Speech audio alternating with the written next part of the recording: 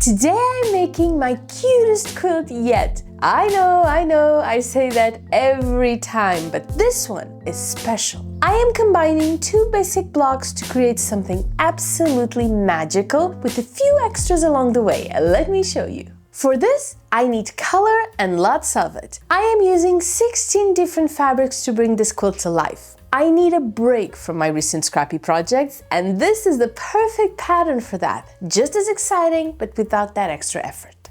We start by cutting strips of 2.5 inches. We need groups of 4 strips each. Right now, I am making a 16 patch quilt block, and there will be 2 blocks for this quilt, and this is our first. I am using 16 different fabrics, and that means all blocks feature the exact same fabrics in different positions, hopefully.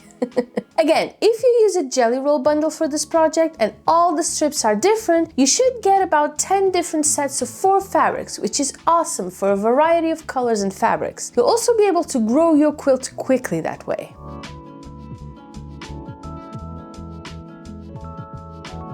If, like me, you have more scraps stashed somewhere than projects to use them with, this is actually a great quilt block for that. Just cut your squares individually and sew them together into a 16 patch. Yes, it takes a bit more time and effort, but on the other hand, you get to pick and choose exactly where you want each fabric, and that means that each quilt block will be truly one of a kind. Plus, you get to use a lot of fabrics, so you get the perfect fabric variety for this quilt. However, if you value low effort over using up your scrap pile, doing a 16 patch the way I am doing it is a super quick and super easy process to do. You sew 4 strips together, you cut that piece into 2.5-inch strips of squares, so 4 squares per strip. Then you mix your fabrics and you sew 4 strips into one 16 patch. Easy peasy, just don't forget to press in between cutting and sewing, okay?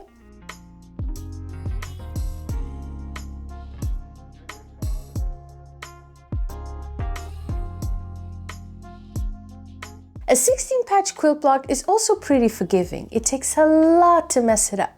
Like, for example, imagine you forget to check your angle, and as you cut your strips, it starts to lean. If they're not completely diagonal, you won't even notice it once the quilt is put together. So best to check before cutting, but if you don't, it's all good. It also helps that these fabrics are so pretty and so colorful. Some are pretty plain, others are so stylish, but overall, these colors, they make the quilt shine regardless of the pattern.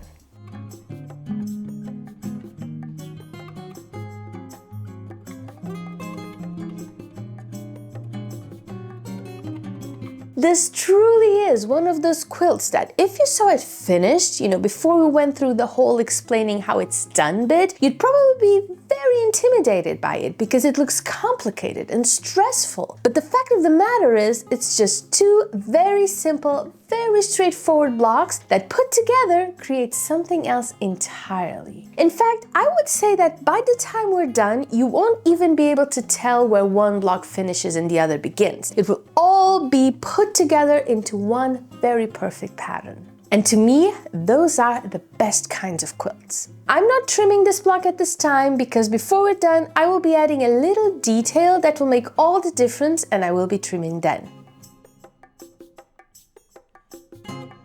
And before you know it, we are done, and our first 16 patch quilt block is looking so pretty and colorful. Oh, just look at that. Now it's time to make our second quilt block, which is an X. X quilt blocks are some of the easiest ones to make out there. We already know our 16 patch is about 8¼ inches, so that's what we want for our X's. I want a bit of wiggle room though, so I am using 4 4.5-inch wide squares for the base of our X's and 8 2.5-inch squares of the same fabric we used for the 16 patch for our corners. I just chopped off the end of my strips for these squares.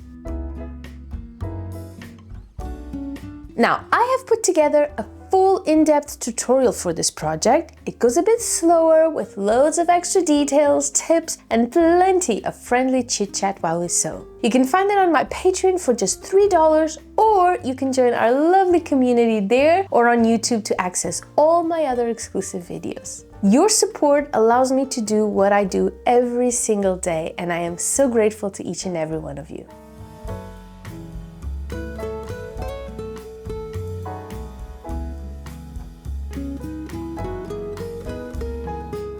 So essentially, to create X quilt blocks, you replace 2 corners of 4 squares and then you put them together into an X shape and you sew. Nothing to it. Except you need to press extensively all the time. Just don't do it like I did and use an iron that's too hot, because for thinner fabrics like my white, it's just so easy to lose shape. I guess I'll just have to trim. Good thing I did bigger squares.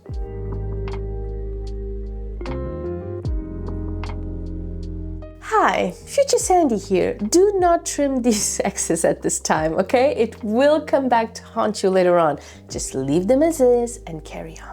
I know a lot of creators would rather go back and redo them, but I have always made a point of sharing my mistakes with you, and I do that for 2 reasons. To show they're not really a big deal, and ideally to show how to correct them if it happens to you as well. Quilts do not need to be perfect. I don't think I have ever done a perfect quilt in my life. Plus, mistakes or variations are what makes them one of a kind, and that to me is worth the stress. At least that's what I keep telling myself. We now have all our blocks ready to go and they are looking very pretty. 15 blocks in total, time for our pretty puzzle. Well, the first puzzle at least. Things to know about this puzzle. The 16 patches need to be on the corners, so we'll always have to have an uneven number of rows. No X's in the corners, please. And here's what we need to add before sewing a frame around it, to complete not only the quilt top, but also the pattern itself. We want our 16 patches to become stars or flowers, whatever you prefer to call it. And we want our X's to have some diamonds. You'll see what I mean in a bit. First things first, we need to cut some 5 by 3 inch white pieces and get another 2.5 inch squares for each block, so 32 in total.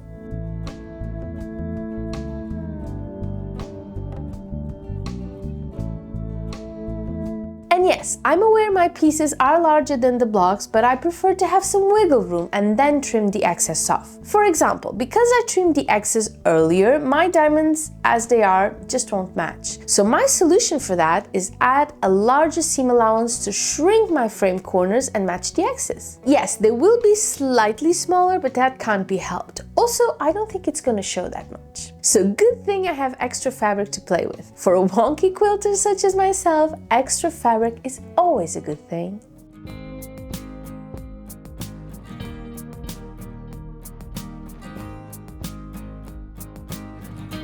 For the corner frame, I am going to need a white piece that covers the upper frame as well. So I am using a 7 by 3 inch piece. Other than that, the process is exactly the same. I cannot catch a break with this quilt. I don't know what's going on, but truly, I have made so many mistakes with it. I have no idea what we'll end up with. First, I trimmed the blocks when I shouldn't have, and now my puzzle has gone so rogue. I swear I have remade my puzzle on every turn, but for some reason, I've messed it up. On my last row, of course, because if it was the first row, I could have corrected it. There is one block on this quilt where everything that could have gone wrong went wrong. So extra smart cookie points for you if you find it.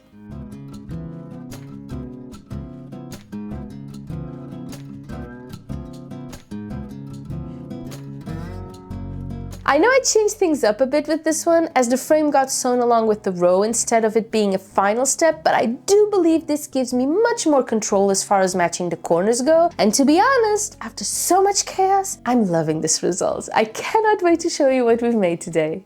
And here we have it! The quilt that almost made me lose my mind turned out to be so cute. There's an in-depth tutorial for this lovely quilt packed with all my tips and tricks, so don't forget to check the link in the description or join our lovely community. I had a blast for the most part. I hope you did too. Happy quilting and I'll see you soon. Bye bye!